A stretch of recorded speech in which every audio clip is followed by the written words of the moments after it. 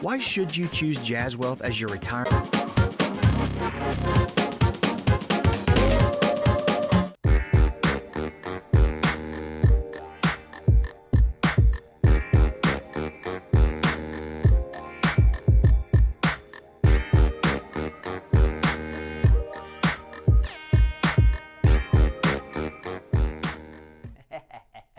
Problem solved. How's it going, everybody? Welcome to the Doe Show. We are a little case of the Mondays, right? Getting everything set back up again today. Hey, if you don't know who I am, well, maybe not the best representation of who we are today, but I'm Dustin Tibbetts, financial advisor with Jazz Wealth Managers, and this is just a quick show that we do to cover things about your dough, right? It could be anything: personal finance, retirement, the government, and your dough.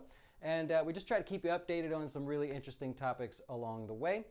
So if you have any suggestions for topics, we're of course welcome to check them out. But if you have retirement accounts, long-term investment accounts, or just wondering how to get started investing, check us out at jazzwealth.com. Your SEC fiduciary registered investment advisors with the letter.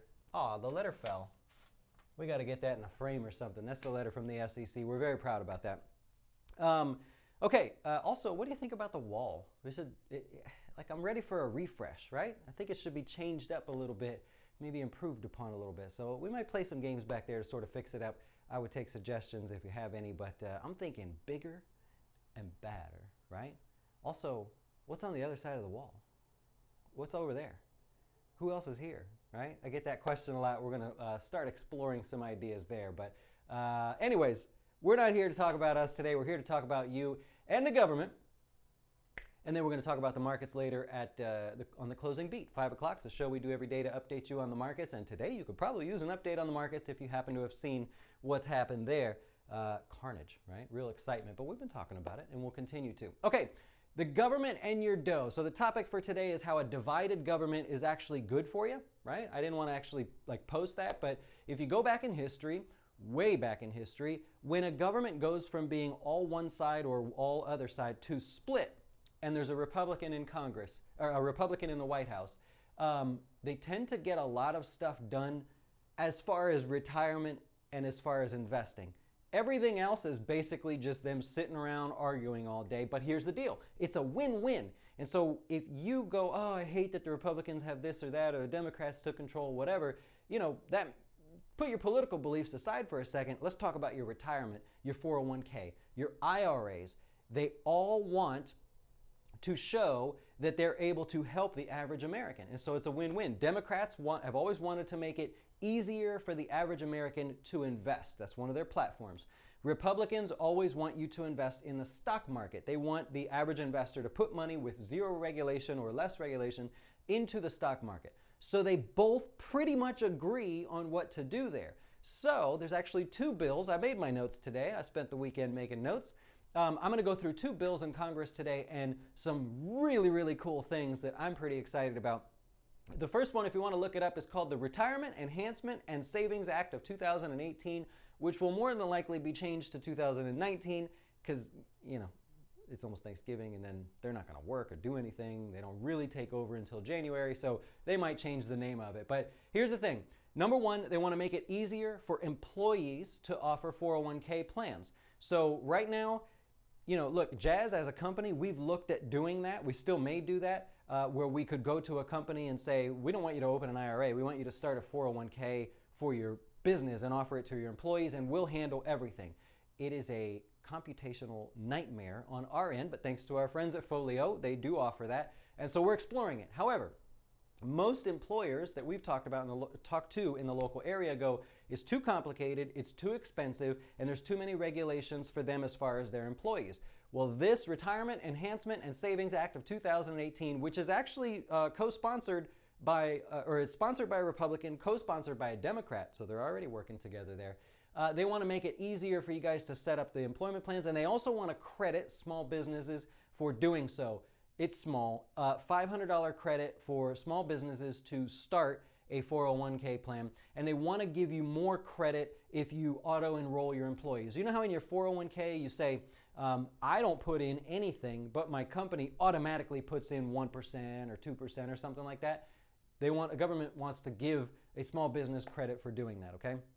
They're also looking at stripping away some of the regulations for them to get that set up as far as your pooled providers, your lifetime income limits. If this is all Greek to you, just know that they're making it easier for employers to set up 401k plans. So if you have a small business and you're trying to offer a 401k plan to your employees, but you've looked at it as too expensive, too nasty, know that they're working on that, and they're trying to figure that out. Here's the coolest thing. The most exciting thing for me about the change in this bill, what they're trying to do, they are saying that once a year, they want you to see, instead of having your lifetime balance, they want you to see your lifetime income. Remember when credit card statements had to change? They came up with that regulation where the credit card statements had to show the total amount that you would pay over the lifetime if you paid only the minimum. And so now when you open up, if you have a credit card, if you open it, somewhere on there it says, hey, if you only pay the minimum for so many years, this is how long it'll take you and this is how much you'll pay. That was a couple of years ago they came out with that. They finally agree with me. It's like they're watching here. This bill says, look, when you give an employer their 401k login, you're showing them that if they save this much, they'll have this much by retirement. And what Congress has done, especially these two guys, Orrin Hatch is actually one of the sponsors of this bill, I believe, if not the main sponsor. What they've done is they said, that's not good enough. Don't show people a balance. Show them the income. You know how we do the videos? And I always go, look, think of it in terms of income, not in terms of balance. So people that say, I'd like to have $1 million for retirement. What does that mean? It doesn't mean anything. How much do you need to live off of? And so now, once a year, what they're proposing is that you will have to be shown, instead of your projected balance, your lifetime income in your 401ks and things like that. That's incredible. And I know, the 401k companies don't really want to do that because it stops you from saving, because you're going to see too little of income. You're going to think it's not worth it. You see a big balance, right? If you're 28 years old and you start putting $25 a week away, you're going to end up with $1 million when you get to retirement if your retirement is long enough. They want you to see the millions of dollars. I want you to see the lifetime income, meaning when you get to retirement, can you live off of $50,000 a year? Or have you not saved enough and maybe you're only going to have 35? But I want you guys to see that. We forced every one of our customers, well, we don't force you, I guess, but when somebody new joins us, you go, we send you an email, we get some data from you, and then I go to work, me personally, go to work to tell you what your income, what you need to invest to meet your income goal. And so for me, that's the biggest thing out of this Retirement Enhancement and Savings Act of 2018. I think that's incredible. So for me, that's the most exciting thing. You guys might not care, but for them to put that out there finally, it's like they're watching, man. You do the same thing every day. Just keep being consistent, and eventually someone will hear what you're saying. I love it. Okay, the other thing, did you know in an IRA currently, right? This is a better color. In an IRA, when you reach 70 and a half, you have to start taking money out, right? Because this is all pre-tax income. The government doesn't want you to get too old and they don't get their tax money. So what they said is that 70 and a half, here's the rule, you have to start taking money out, required minimum distributions, and by the way, you can no longer contribute at 70 and a half. So a Roth IRA doesn't have that rule, but a traditional IRA, when you reach 70 and a half and you're contributing, you have to stop. You now have to start taking money out. Well, this Retirement Enhancement and Savings Act of 2018-19 is actually looking to remove that. So they want to remove the age limit on the IRA so that you can contribute as much as you like. So that's the other one there. I thought I'd point that out. Really probably didn't need to write it down, but it's Monday. Okay, now I'm going to read this one. This is the last thing I'll cover inside the Retirement Enhancement and Savings Act of 2018-19. They want to amend the IRS code, so this is important, so that students can contribute to an IRA, right? If you have a financial advisor, he's probably told you this. He's helped you out and pointed you through all this. If you're doing this yourself, I find this every day.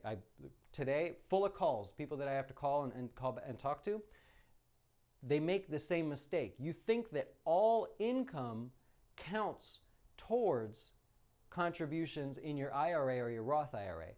all income to you might be income. All income as far as your IRA or your Roth IRA is concerned is not equal. Do not think that because you make $1, you can put the dollar away for investment. There are certain types of income you are not allowed to invest in an IRA. And one of those fell on behalf of students. The stipends, the grants that you get to go to school. You might use some of it for school and some of it counts as income because you live off of it, right? You get a stipend to do some sort of extra work. Maybe you're in the marching band, maybe you're in the lacrosse team, I don't know, whatever it is, you get something for that. You previously could not invest that. This bill wants to change that. The actual quote is from the bill, which I should have posted the website, the IRS, the Congress Senate Bill 2526, so you guys could read that. But anyways, the actual quote says, the term compensation shall include any amount paid to an individual to aid the individual in the pursuit of graduate or postdoctoral study. When you get to that level and you're starting to do internships, things like that, and you're getting paid a little bit for it, you now, hopefully, will be able to invest it. Not yet, so don't start yet because don't get me in trouble. But they're changing that rule, and depending on the bill that you see, that has been expanded, right? So for this one, that's what it says, but it's been expanded to sort of include any and all income for educational use that's not being used could then be invested. Okay. The next one is called the Family Savings Act of 2018. This one's also similar, right? And there's a lot of the same sort of supporters, but this one's already passed the House, so this one's a little bit further along. And to me, this one's a little bit better than the bill above. I hope they work together. There's actually plans of them combining this bill into one ginormous bill so that they can show images of them clapping and shaking hands all together, Democrats and Republicans, showing how they help the average American, and then they can each go on TV, bash each other, but say that they were the ones to help the average American. Anyways, let's see. This one's already passed the House. Again, it's the Family Savings Act of 2018. They have that same stipend rule. The exact same rule is built into this bill, which is currently beating the other bill. Same rule for the IRA to get rid of the max age that you can contribute, 70 and a half. So that one's on there. Here's a good one. I like this one. This is in this bill. You know the required minimum distributions? If you don't, you're just not old enough or you've never thought about it. But you do reach an age where you are required to start pulling money out of your retirement. We covered it a minute ago. And they want to, basically a lot of people hate that, right? Because you're sort of forced to start taking money out at 70 and a half. And although it sounds old to the younger kids, 70 and a half is not that old, really. I mean, I talk to people every day that are 70, and they're like, I don't feel 70, right? I'm going to keep going. I like working.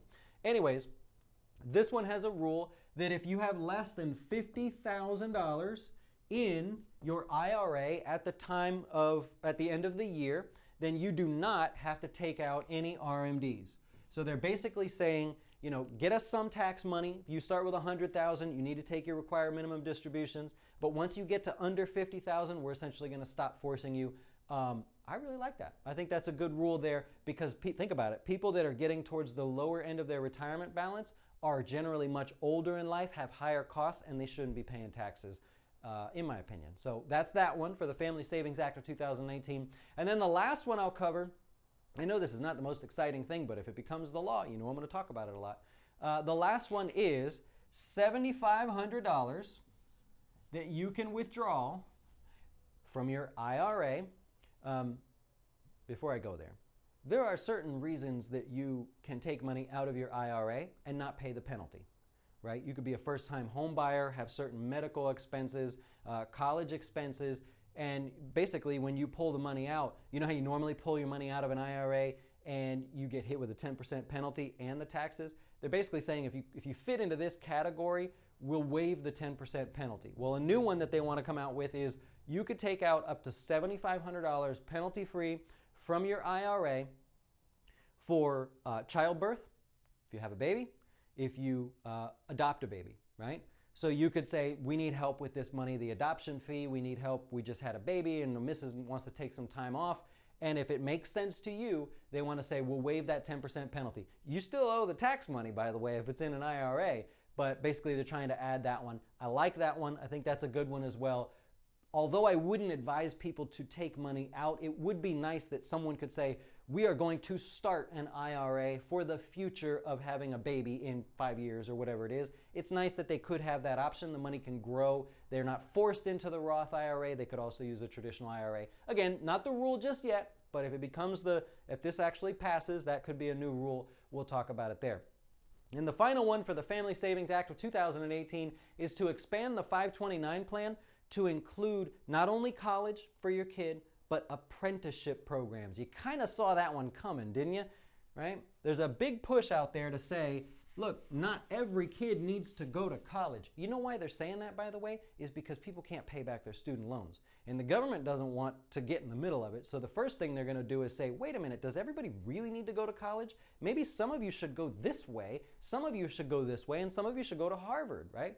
So they're saying, make the 529 plan available so that if the kid gets to be a certain age and they're like, I don't need to go to college, I need to learn how to fix a jet engine, right? They can go to an apprenticeship program. If they want to start a plumbing company and they need to go learn how to do plumbing, they don't need to go take American history in college. They can go to an apprenticeship program and then still use that 529 plan. That's a good one there as well because, look, not everybody wants to go to Harvard to be a lawyer, and there's nothing wrong with that, right? Some people just go do something that they're passionate about. And if what they're passionate about is fixing air conditions, those dudes make a lot of money. I know.